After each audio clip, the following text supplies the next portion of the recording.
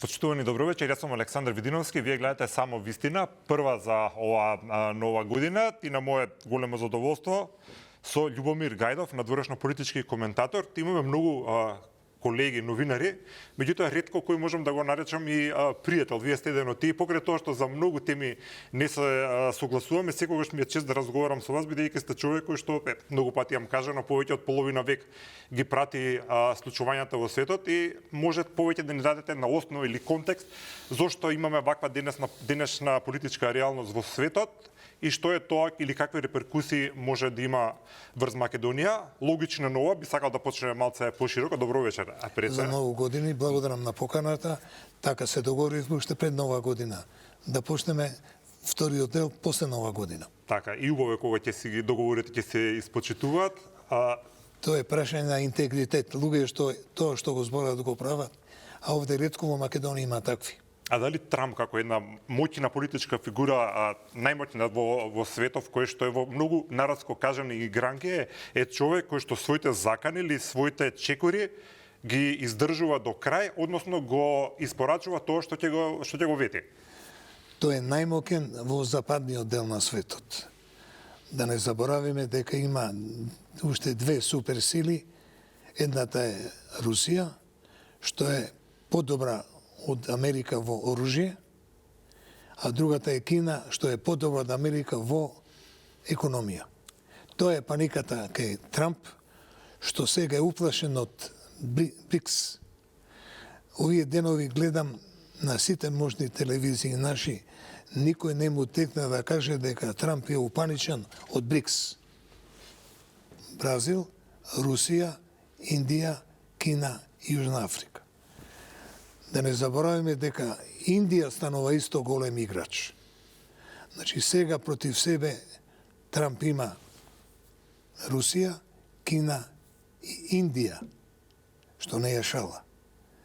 А најмногу после овој инцидент со Мадуро во Венецуела страдаше Кина, затоа што Кина вложи во Венецуела во развојот на нафтната индустрија 60 милиарди долари.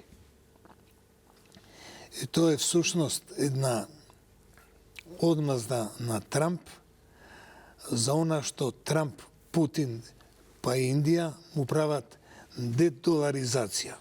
Рековте дека се извинувам што ја прекинувам, малце само да ги фатиме теме опоред, а спомнавте дека Трамп бил, како што рековте, изведен од памет, меѓу другото и од Русија. Дали можеби, само прашувам за ваша анализа, дали можеби ја преценувате вие лично моќта на Русија, имајќи предвид колку траела борбата во Втората светска војна на русите со фашистите? Колку години им требало да ги победат, да стигнат до Берлин? Тоа вчера го реже нашиот пријател Зеленски. Вика, Путин води војна против мене, колку што Хитлер водеше војна против Советскиот сојуз. Ама не исте таа приказна. Добро, што е разликата? Путин може да го освои Киев кога сака, ама треба да му загинат 50-100 војници. Не го знаеш ова пред да се одлучи војно да влезе во Украина? Путин одамна го спремаше тоа, зашто има идеолошко оправдување. Вели, украинците не ги почитуваат русите во источниот дел на Украина и му укина руски јазик и менуваат имиња. И он доби изговор за да влезе таму. Знам дека овие денови имаше анализа како тенковска колона од 80 километри од Белорусија се спремаше да влезе во Киев.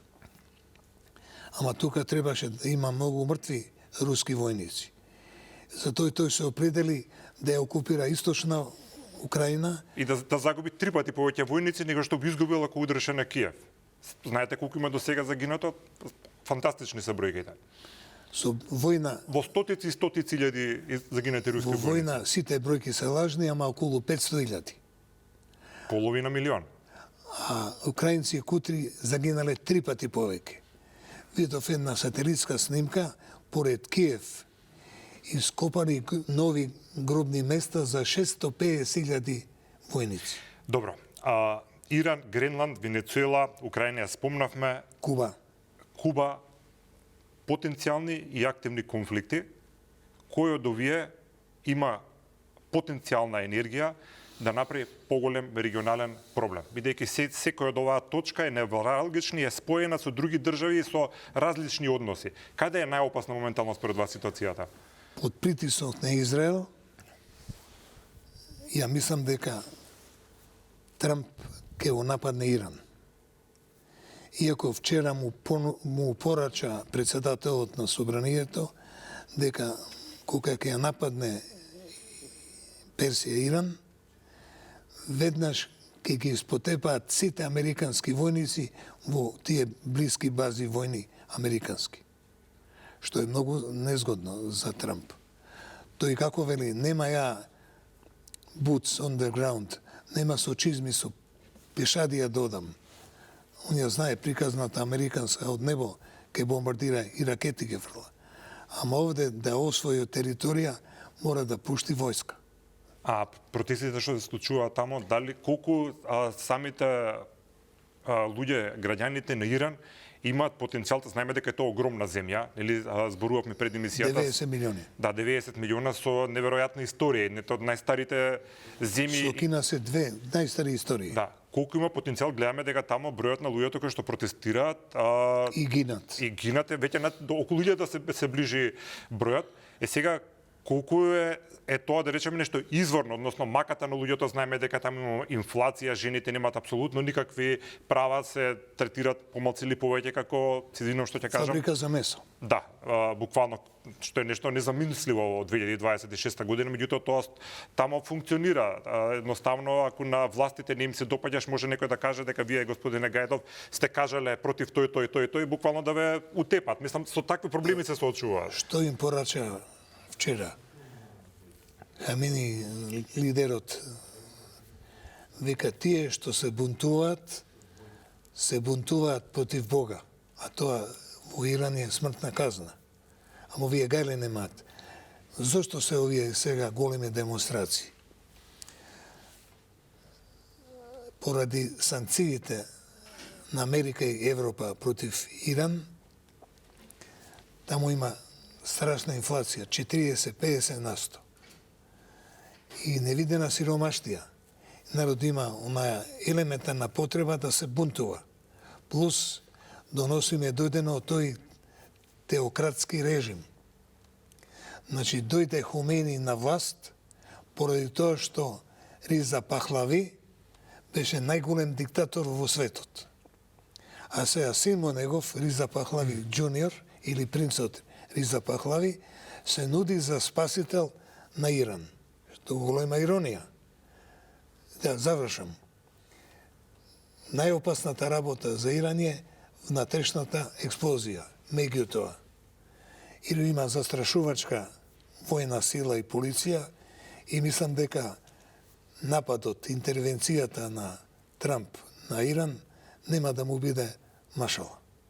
Добро, меѓутоа колку нападот на нуклеарните постројки на Иран, кој што се случи пред половина година, сега не памтам точно колку беше, уствари го урна на некој начин митот за големата иранска војна сила која што практично е недопирлива, кој видовме дека американците многу ефикасно како што велат они ги уништиле, односно ми уназадиле нуклеарната програма за 10-15 години. Северна Кореја беше исто под санкции, ама Северна Кореја е допрана меѓу Русија и Кина и не можеа толку да влијат врз нив.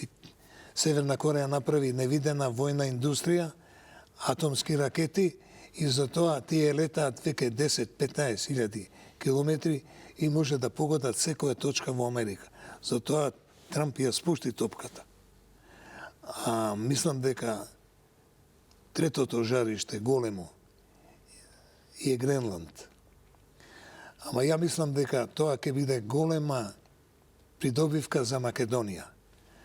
Ако Трамп го окупира Гренланд, као што гледам дека е многу решен, тогаш што вели данската премиерка, ќе биде крај на НАТО. Значи, тогаш НАТО ќе се насука како Титаник и Македонија ќе има корис од тоа. Зошто?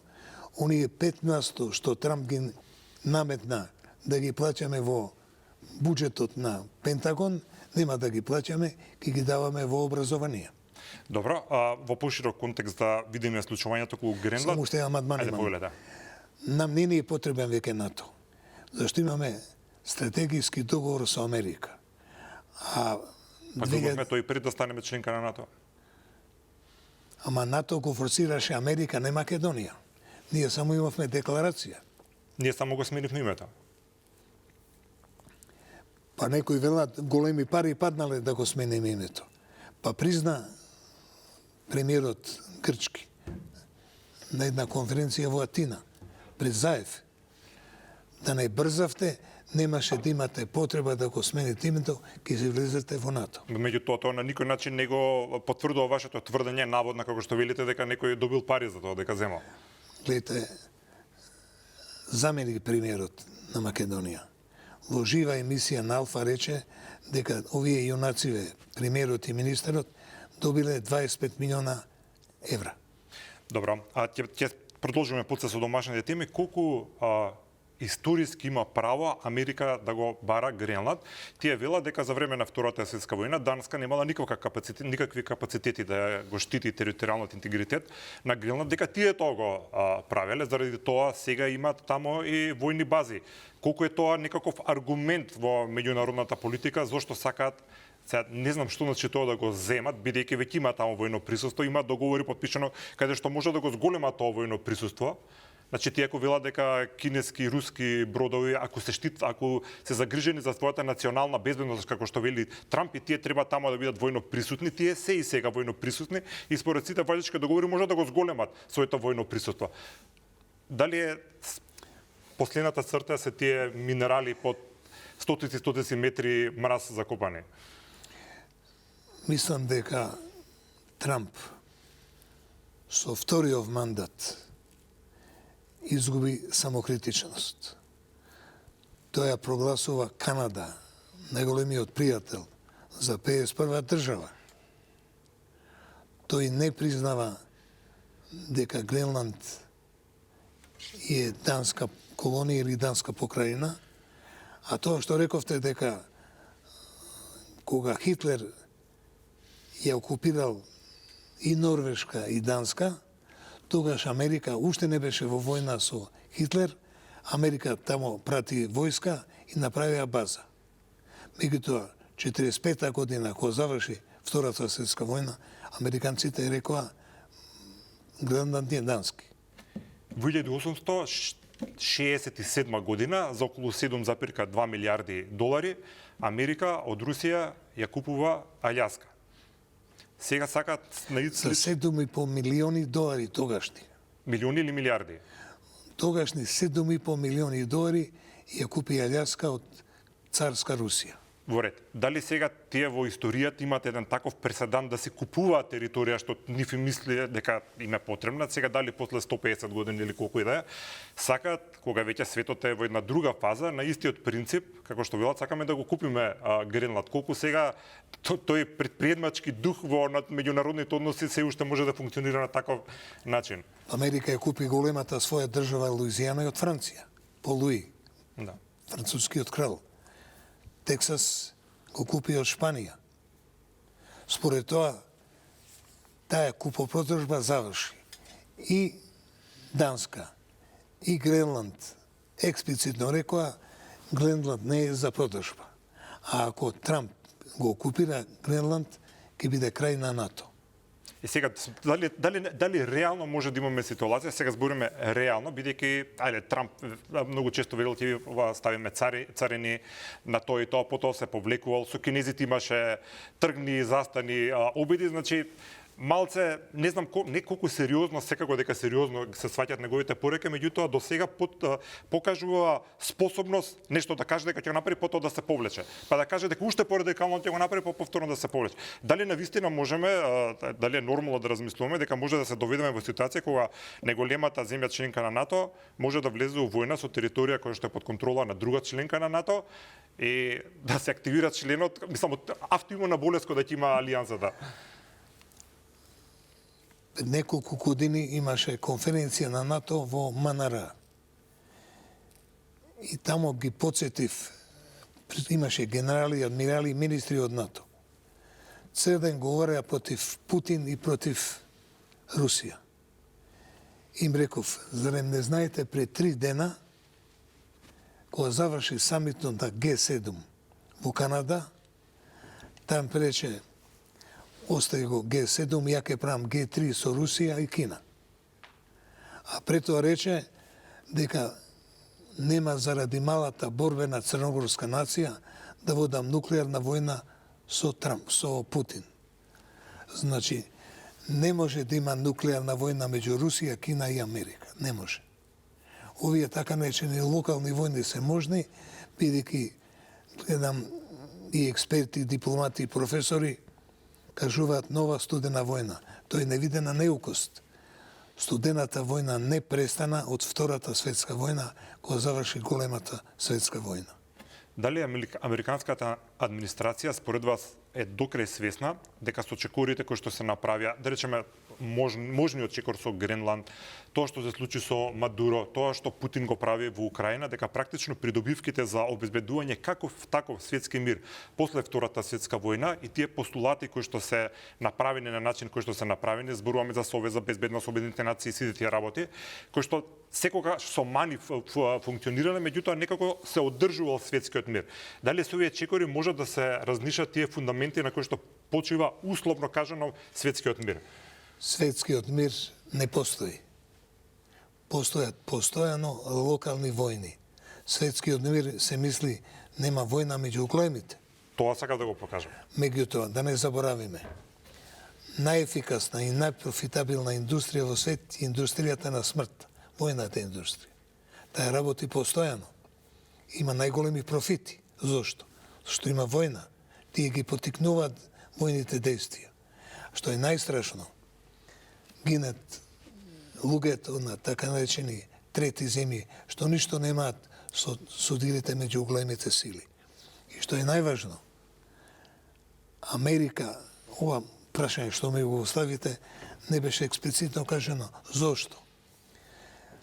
Трамп е застрамен, ако може да се каже тоа за него, што војната, што рече ќе ја заврши во Украина за ден, 2, 3 месец, не ја заврши.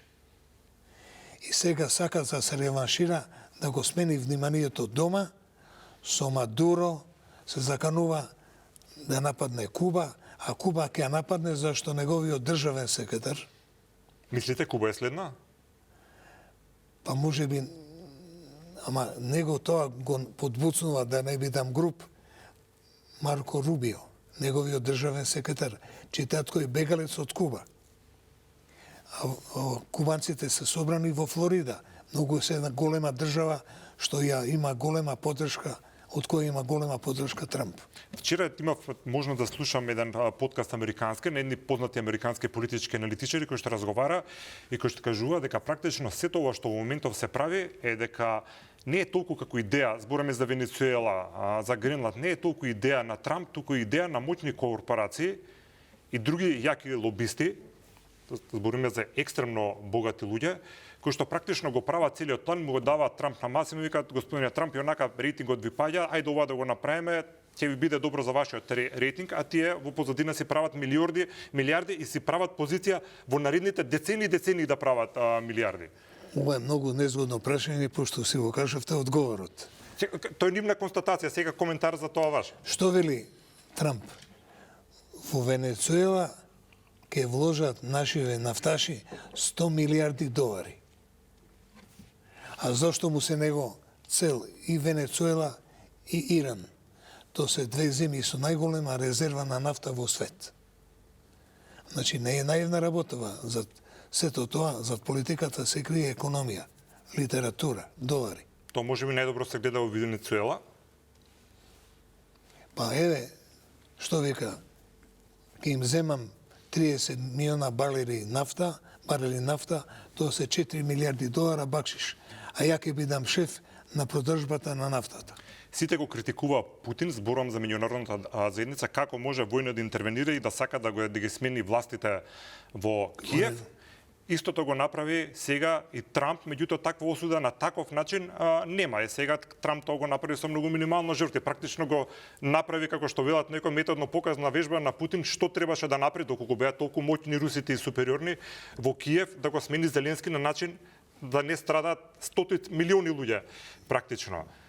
Дали сега, кажете, повелете? Полеше Путин исто да го киднапира Зеленски како што Трамп го киднапираше Мадуро. Сега и двата случаи според многумина се погрешни, меѓутоа зборуваме еден случај каде што имаш хируршки прецизно направена операција со најсовремена војна технологија според сите стандарди, со минимални жртви, со практично никакви цивилни раздорнувања, и имаш друга операција која што трае веќе 4-та година скоро.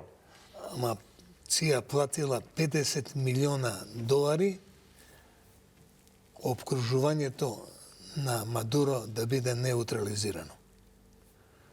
И разни Тоа значи дека се подготвувале.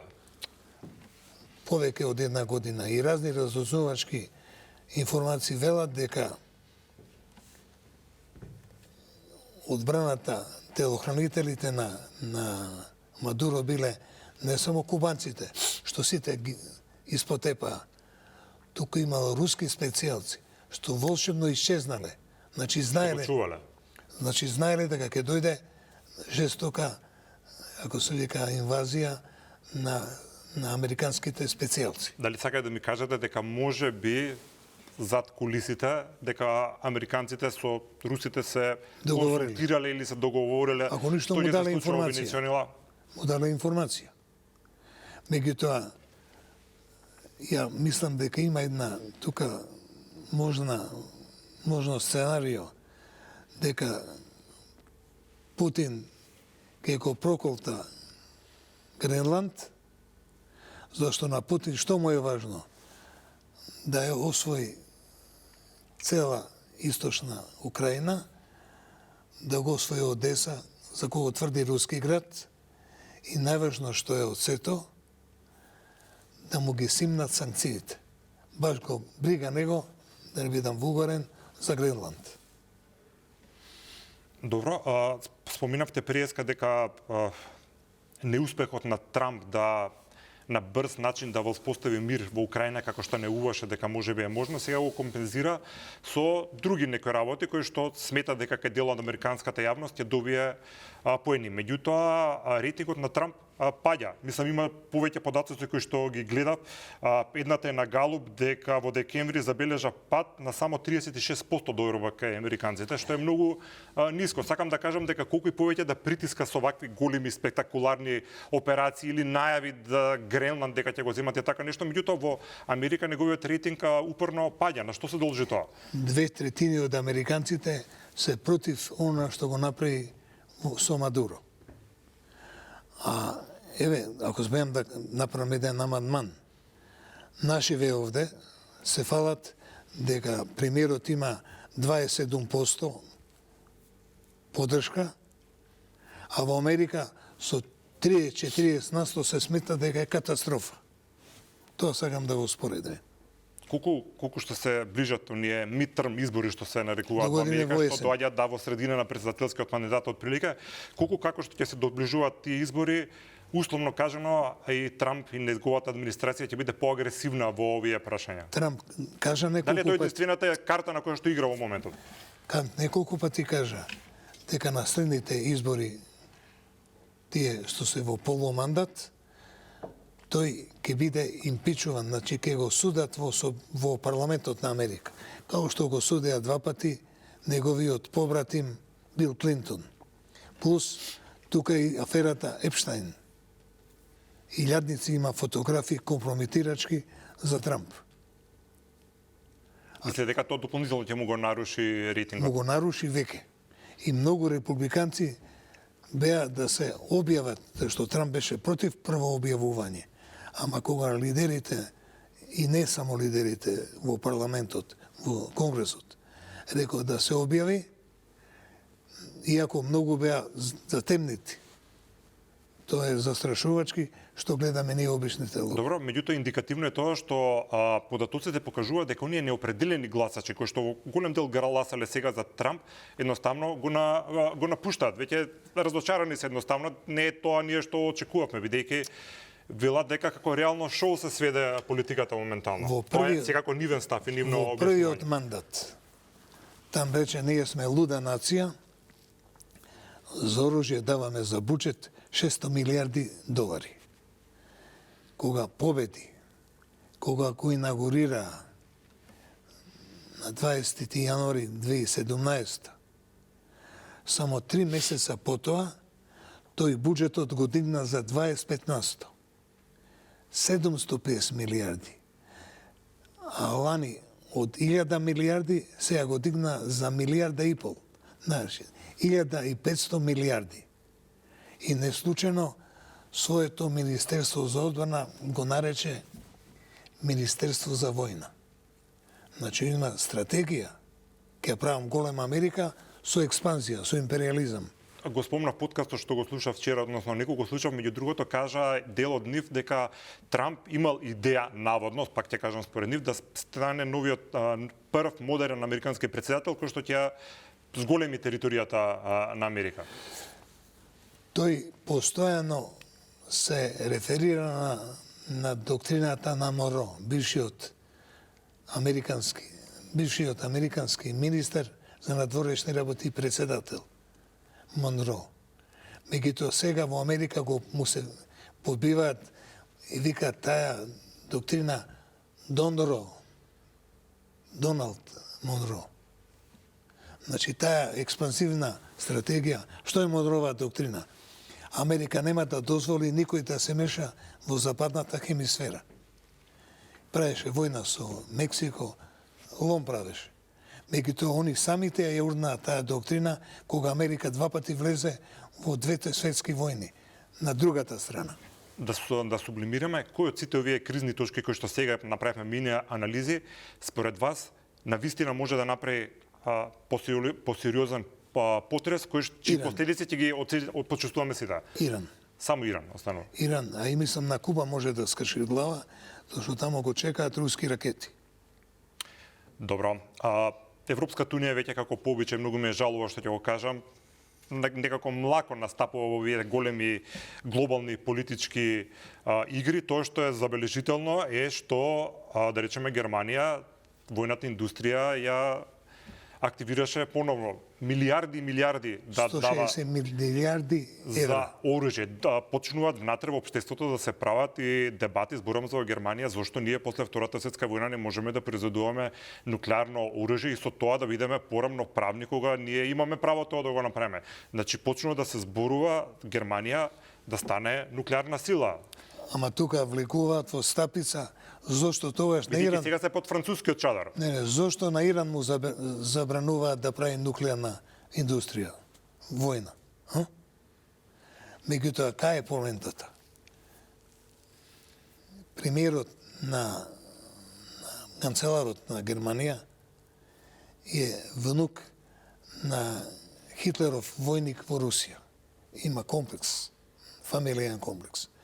Друго, дојде од Black Rock, таа американска темна фирма, која што ја купи скоро целата црна земја во Украина, најплодната земја. Господине Гајдов, сега да не персонализирам ова, може би вака интересно звучи за слушање, меѓутоа да, говорете, факт е, не велам, меѓутоа пак зборуваме за политика која што ја креира историјата на Европа во следните десетици години што зборуваме тука дека германците полека се обединуваат под идејата дека да ја направиме Германија силна како што била некогаш во однос економски и воено.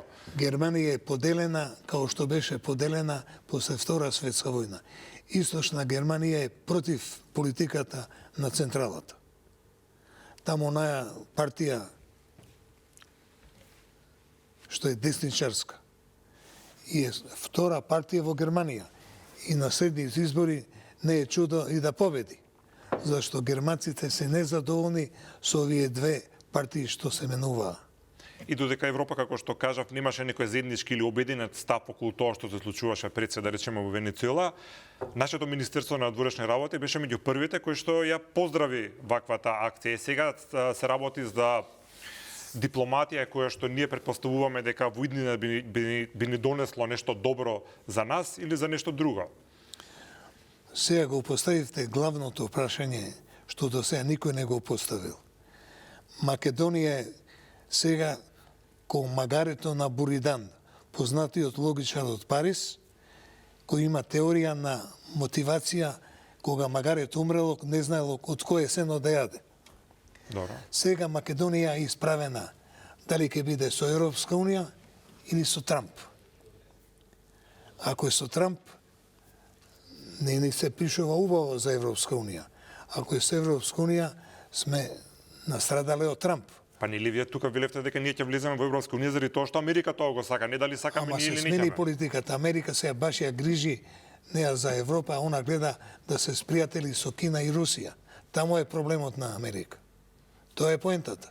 Се сменија позициите, со што се смени интересите. Значи сега нашиот избор не е Западот или Русија, туку е Европската Унија или Вашингтон. Да.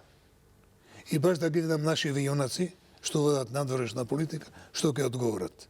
Ама сега не да ги видиме што ќе направат, па да фаќаме серија, сега како аналитичар кажете како мислите дека треба да се постави според вас нормално. Вие немате никаква функција во државата, така меѓутоа секој размислување и во креирањето на јавното мислење е многу важно. Прво, не сум аналитичар, јас сум коментатор. Во ред, се извинувам. И второ што е најважно, нашиве мора да се определат за Европа. Зошто? Зашто нам ни е спасот во Европа. И цивилизацијски, и економски, и политички. А тоа е многу сериозна одлука. Мора некој да донесе такво решение.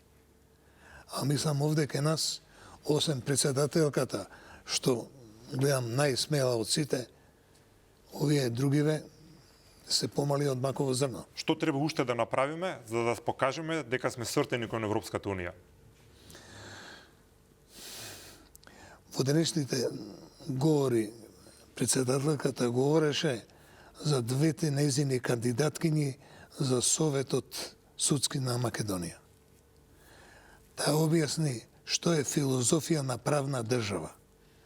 Дека правна држава не е кога премиерот е султан, има владата, своите послушници во собрание и преку обвинителот и шефот на кривичниот суд, апсолутен султан на Македонија. Дамата, што беше 11-та на ранг листа, кандидатка за шеф на кривичниот суд, ја ставија да биде шеф. Веде, ама шеф. Ова е што ја ставија веде државен обвинител. Само што не ја покажа книжката на ВМРО ДПМН. Што сака да кажете? Дека премиерот со овие два потега докажа дека е против подебата на власта на законодавна, извршна и судска. Ви благодарам за вашиот став, меѓутоа моето прашање беше што треба Македонија да направи уште во заграда Преспански договор, затворена заграда, за да докаже Брисел дека сакаме да бидеме дел од Европската Унија и дека заслужуваме да бидеме тамо. И после 20 години колку тамо кандидат сме. Во една полемика со Министерката за образование кажав дека правна држава треба да имаме, врвно образование и врвно здравство, зашто врвно здравство и врвно образование и правна држава прават платформа за економски одржлив развој. Тоа е добро за нас. Јас сега прашам како ние не го правиме тоа намерно. Зошто нам мисле дека намерно? Затоа што додека нема правна држава, нашиве политичари ќе прават што сакаат. Као што прави Трамп. Џунгла.